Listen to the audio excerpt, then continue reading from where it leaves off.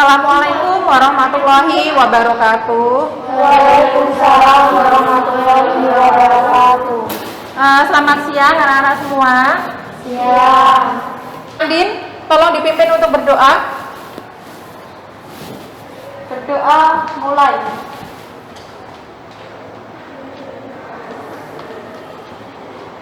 Berdoa selesai. Ya. Afita, Andin hadir, Dwi Puspita hadir. Hari ini kita akan belajar mengenai analisis fisik pada sampel air. Nah, ini adalah kompetensi inti yang akan kita capai pembelajaran ini, kemudian kompetensi dasar, kemudian ada IPK-nya. Wira akan memberikan pembelajarannya mengenai PBL, yaitu Problem Based Learning. Jadi kita belajar di sini melalui pembelajaran berbasis masalah. Coba, kalau kita perhatikan di sini ini ada gambar apa? Coba, ya. Namanya siapa? Linda. Linda. Ini gambar apa, Linda? Air sungai. Kemudian yang ini gambar apa? Busa. Nah, di sini ada busa. Nah, mari kita perhatikan dulu video berikut.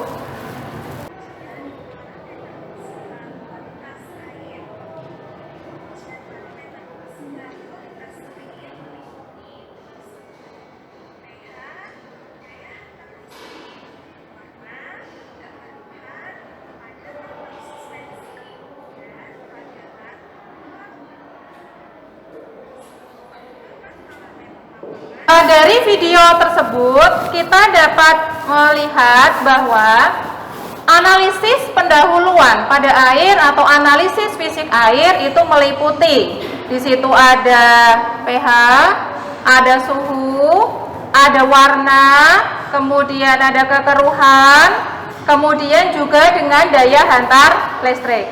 Nah, tujuan kita belajar hari ini adalah kita nanti akan melakukan praktikum atau pengujian untuk menganalisis fisik air terkait dengan pH, suhu, warna, daya hantar listrik, dan bau. Bisa dimengerti? Nah, sekarang kita lihat dulu. Nah, apa itu bau? Nah, di sini bau dalam air dia dapat disebabkan oleh banyak hal. Jadi diantaranya adalah di situ adanya kandungan logam-logam berat yang terlarut dalam air. Nah, ada juga yang disebabkan karena pengaruh mikroorganisme yang hidup di dalam air yang dapat menguraikan air dan zat-zat organik dan anorganik yang menimbulkan bau yang tidak sedap. Jadi kalau misalkan kalian punya sampel air di rumah, di situ menimbulkan bau, maka kita perlu menganalisis baunya itu kenapa.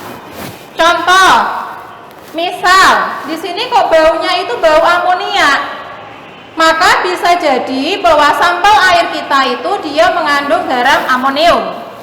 Hal ini berlaku untuk sampel air maupun air limbah. Kemudian di sini dari segi warna, mari kita lihat. Jadi warna di dalam air dia dapat disebabkan oleh adanya ion-ion metal alam, ya. Bisa dari besi, mangan, kemudian dari humus, plankton, tanaman air, dan buangan industri. Nah, warna air ini biasanya dihilangkan terutama sekali untuk penggunaan air industri dan air minum. Nah, di sini kita beri contoh, misalkan di sini sampel air kita, di sini ada dari limbah industri, dia warnanya merah. Ini kemungkinan kira-kira dia tercemar apa? Industri batik bisa ya, siapa namanya, Pinasti, atau industri tekstil. Dengan warna yang berbeda ini menunjukkan adanya pencemaran. Oleh karena itu kita perlu menganalisis fisiknya. Nah, kalau secara acuan, secara standarnya dari segi warna harusnya air yang baik itu yang bagaimana? Tidak berwarna. Nah, kemudian dari pH. pH di sini ada derajat keasaman. Jadi derajat keasaman atau pH adalah suatu besaran yang menunjukkan kadar sifat asam atau basa dari suatu larutan.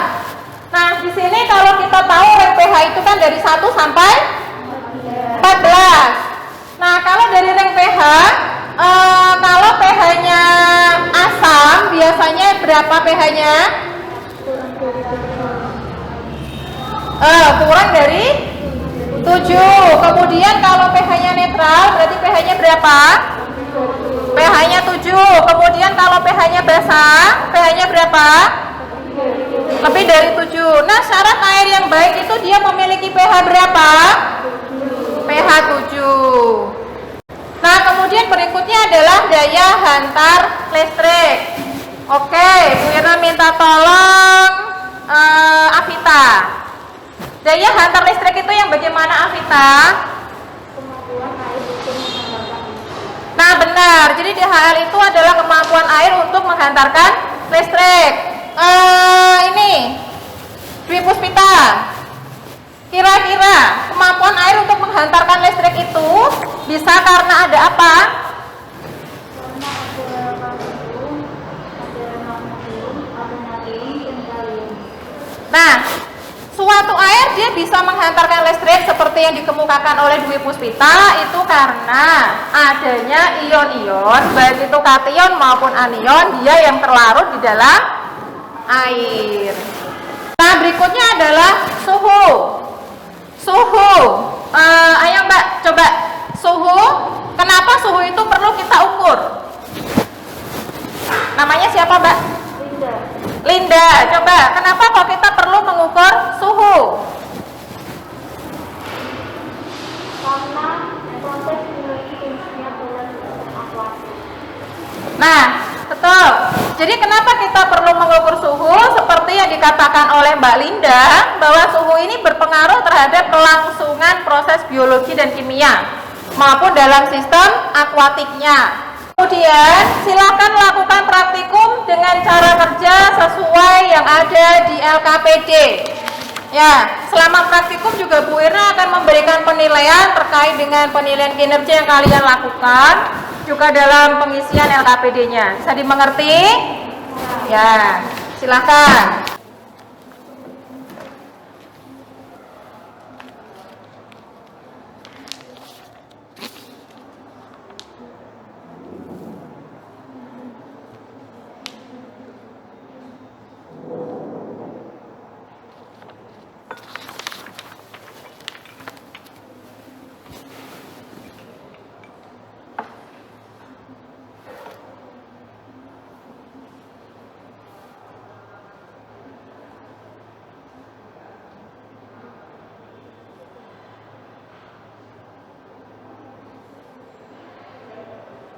Sudah semua? Iya, kalau sudah, mari kita presentasikan apa yang kalian analisa, kemudian apa dalam isian kalian di dalam LKPD. Bu Irna minta salah satu untuk mempresentasikan. Siapa? Waalaikumsalam warahmatullahi wabarakatuh. Perkenalkan, saya Ati Estiani dari kelas 2. Dan saya Nindi Eliana Sari dari kelas 2 KPL 2. Ya. Di sini saya akan menyampaikan hasil praktik saya mengenai analisis fisik air, yaitu pH, suhu, warna, dan jauh, serta daya hantar listrik.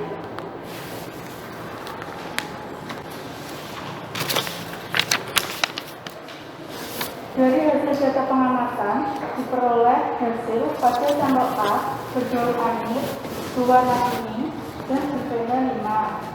Pada dan DHL 345 serta suhu 28,6 derajat Celcius. Berarti pada sampel A tidak memenuhi standar. Sampel A tidak sesuai aturan karena berbau air. Pada sampel A, berbau air ini disebabkan oleh kandungan logam berat yang terlarut dalam air. Karena air melewati pipa dan pipa tersebut terbuat dari besi. Lambat laun besi tersebut mengalami korosi.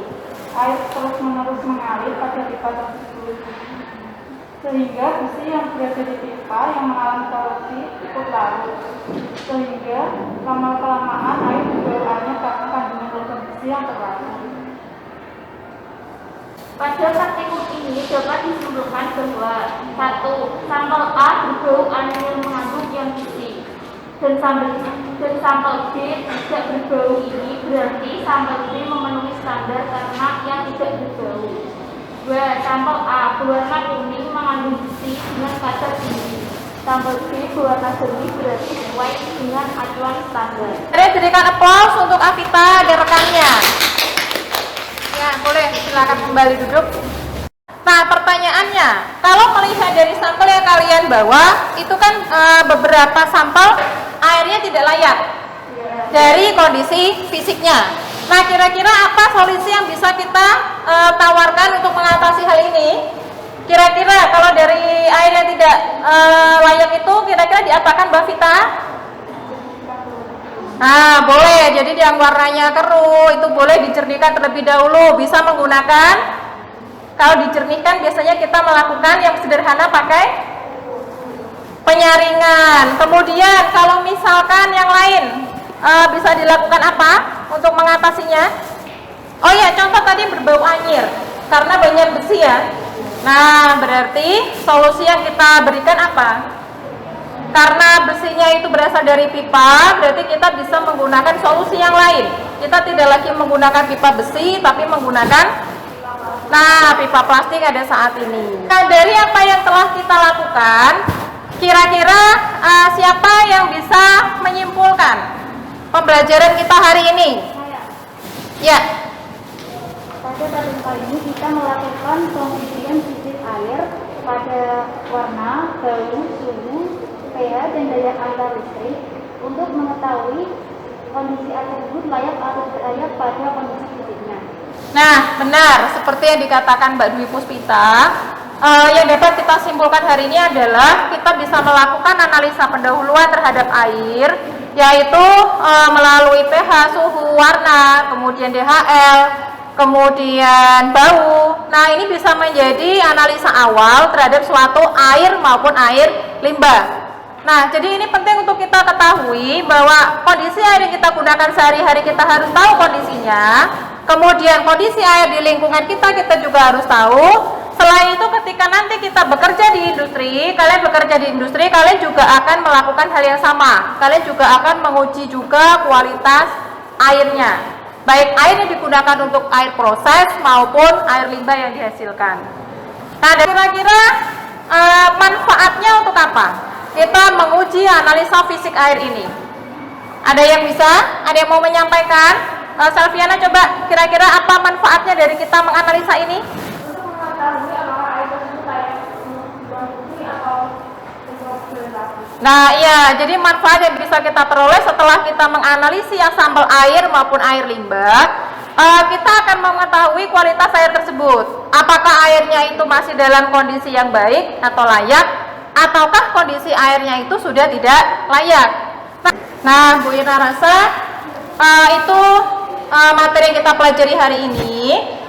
Nah, untuk evaluasi mengenai pembelajaran kita hari ini, tesnya itu kalian bisa mengakses melalui Google Form.